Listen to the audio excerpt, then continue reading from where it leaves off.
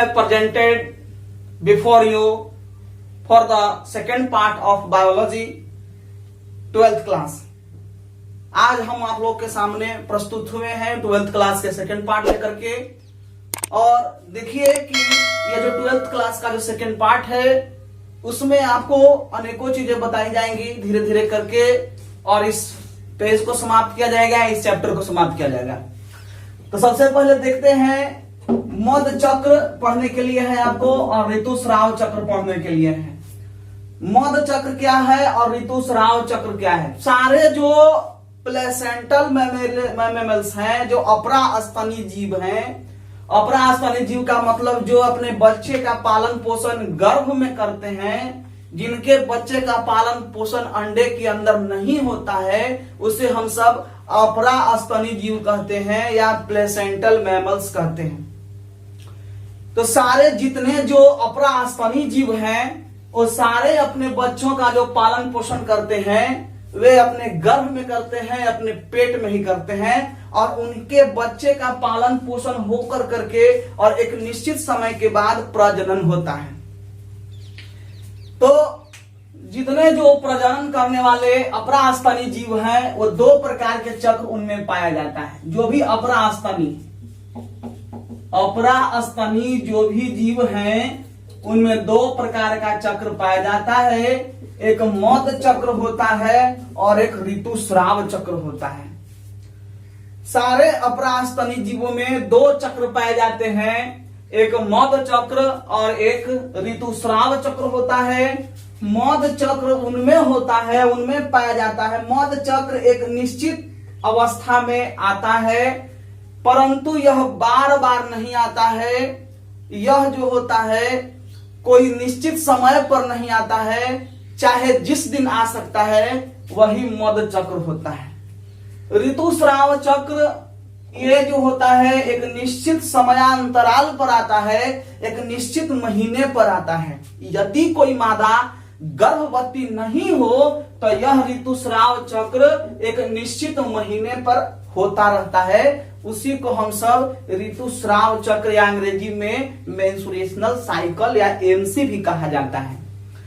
तो मध चक्र जो होता है वह नॉन प्राइमेट में आता है और ऋतुस्राव चक्र प्राइमेट जीवों में आता है। नॉन प्राइमेट और प्राइमेट के बारे में समझें।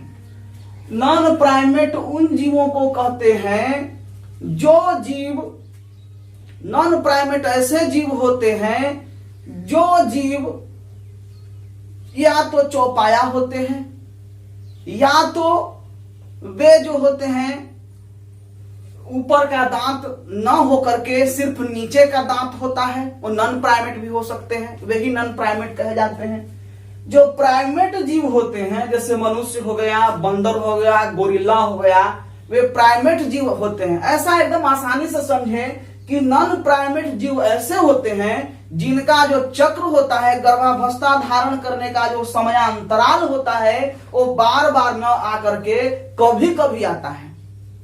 जिनके गर्भ धारण करने का अंतराल बार बार न होकर के कभी कभी होता है, वह नॉन प्राइमेट होते हैं। और प्राइमेट वो होते हैं जिनके गर्भ धारण करने का समयांतराल मंथली होता है, महीने महीने होता है। तो नॉन प्राइमेट जीवों में हम लोग देख लिए गाय, कुत्ता, चीता, हिरन, चूहा, भेड़, ये सारा का सारा नॉन प्राइमेट हो गया। प्राइमेट में मनुष्य, बंदर, गोरिल्ला होता है। तो हम लोग देखे कि मध चक्र जो होता है वो प्राइमेट जीवों में, नॉन प्राइमेट जीवों में पाया जाता है, और ऋतुस्राव चक्र जो होता है वो प्राइमेट जीवों में पाया जाता है। आगे देखते हैं लैंगिक जनन की घटनाएं। तो लैंगिक जनन की मुख्यतया 3 घटनाएं होती हैं। 3 घटनाएं लैंगिक जनन में होती हैं। पहला घटना का नाम है निषेचन पूर्व घटनाएं, यानी कि निषेचन पूर्व घटना युग्मक का जनन, युग्मकों का जलन और युग्मकों का स्थानांतरण। नर युग्मक और मादा युग्मक का जनन, नर में नर युग्मक बनते हैं और मादा में मादा युग्मक जब बनते हैं तो वह घटना प्री फर्टिलाइजेशन इवेंट कहा जाता है, या इसको निषेचन पूर्व घटना कहा जाता है। नर में नर युग्मकों का बनना और उसका स्थानांतरण होना, शरीर के एक स्थान से दूसरे स्थान पर पहुंचना, या मादा में मादा युग्मकों का बनना और उनका स्थानांतरण होना, ये सारी घटनाएं निषेचन पूर्व घटनाओं के अंतर्गत आते हैं। इसे हम सब अंग्रेजी में प्री फर्टिलाइजेशन इवेंट कहते हैं। या युग्मक जनन हम लोग देखें गैमेटोजेनेसिस, तो युग्मक जनन का मतलब युग्मकों का बनना, चाहे वो नर युग्मक नर में बन रहा हो, चाहे वो मादा युग्मक मादा में बन रहा हो। तो कहने का मतलब है कि यह निषेचन पूर्व घटना हो गया। उसके बाद हम लोग देखते हैं निषेचन। निषेचन का मतलब ही होता है मिलना। नर युग्मक और मादा युग्मक जब आपस में मिल जाते हैं तो वह घटना निषेचन कहलाती है।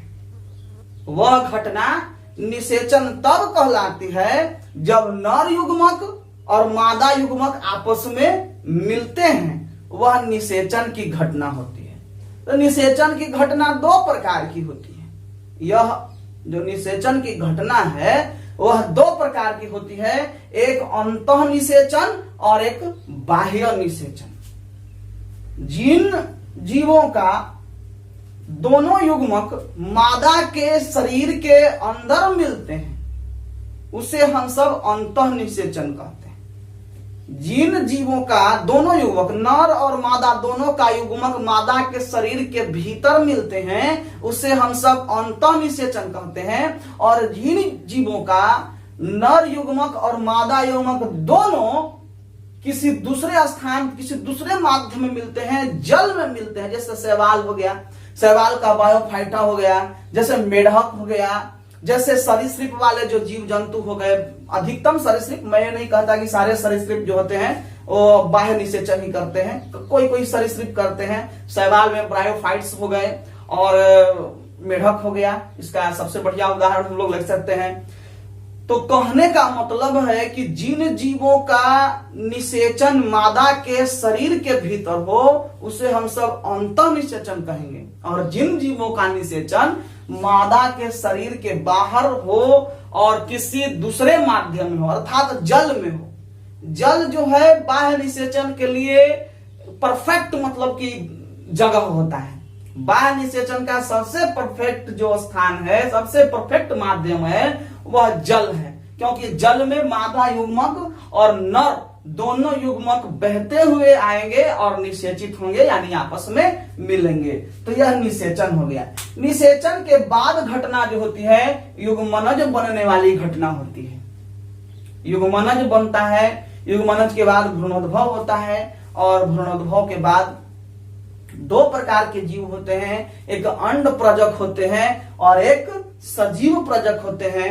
अंड प्रजक जीव वैसे होते हैं जो अंडों से उत्पन्न होते हैं, और सजीव प्रजक जीव ऐसे होते हैं जो शरीर के भीतर से जन्म लेते हैं, माता के गर्भ से उत्पन्न होते हैं। तो हम लोग ने देखा दो प्रकार के चक्र हो गए। अपरास्तनी जीव किसे कहते हैं? तो अपरास्तनी जीव वे होते हैं जो अपने गर्भ धारण करके शिशु को अपने गर्भ में पालते हैं और उन्हें पोषण प्रदान करके फिर बाहर लाते हैं, वैसे जीव अपरास्तनी कहे जाते हैं। और अपरास्तनी जीवों में दो प्रकार के जीव कहे गए हैं, एक नन प्राइमेट और एक प्राइमेट। नन प्राइमेट जो अपरास्तनी जीव होते हैं उनमें मध चक्र पाए जाते हैं। प्राइमेट जो अपरास्तनी जीव होते हैं उनमें ऋतुस्राव चक्र पाए जाते हैं। और उसके बाद हमने देखा लैंगिक जनन की घटनाएं। तो लैंगिक जनन की घटनाएं तीन अवस्थाओं पर आधारित है। पहला निषेचन पूर्व घटनाएं, दूसरा निषेचन और तीसरा निषेचन पश्च घटनाएं, जो कि आपको पहले बताए। निषेचन पूर्व घटनाओं में युग्मक का जनन और युग्मकों का स्थानांतरण शामिल है। निषेचन में नर गैमेट्स और मादा गैमेट्स यानी नर युग्मक और मादा युग्मकों का मिलन शामिल है। और इसमें दो प्रकार के निषेचन होते हैं, एक अंतः निषेचन और एक बाह्य निषेचन होते हैं। अंतः निषेचन उसे कहते हैं जो नर युग्मक और मादा युग्मक किसी मादा के शरीर में मिल करके और बड़ा हो और गर्भ धारण हो, वह अंतः निषेचन होता है। और बाह्य निषेचन जब वह नर या मादा के शरीर में न हो करके किसी बाहरी माध्यम में नर युग्मक और मादा युग्मक मिले, उसको हम लोग बाह्य निषेचन कहते हैं। निषेचन जो होता है वह जो घटना निषेचन के बाद वाली घटना जो होती है वह युग्मनज बनता है, जाइगोट्स बनता है। युग्मनज से भ्रूण बनने की क्रिया को देखिए, ये बात याद रखने की चीज है। युग्मनज से भ्रूण बनने की क्रिया को भ्रूणोद्भव कहा जाता है। और भ्रूणोद्भव जो होता है दो प्रकार से होता है, एक अंड प्रजन और एक सजीव प्रजन, यानी अंड प्रजकता और सजीव प्रजकता।